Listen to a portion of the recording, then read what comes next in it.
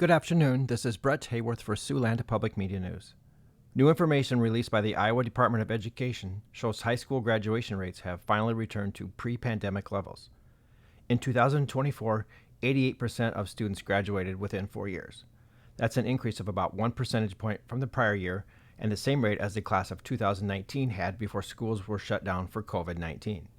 Officials said there was an increase in graduation rates for students with disabilities and students from low-income backgrounds.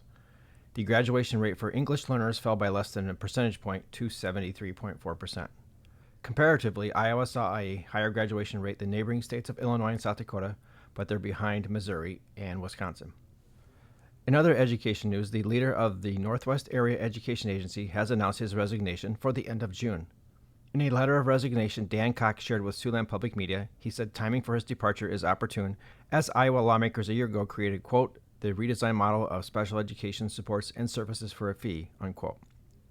The system of Iowa's regional area education agencies were created in the 1970s to offer specialty school services that many smaller districts cannot afford to provide on their own. Iowa Governor Kim Reynolds called for an overhaul of the state AEAs. One of the many changes requires districts to continue using the AEAs for special education services, but districts would take over control of 10% of state funding for those special ed supports. Cox has led Northwest AEA since 2018 and said he's proud that the agency has had strong employee retention and delivered quality services to area schools in 10 counties. For Siouxland Public Media News, I'm Brett Hayworth.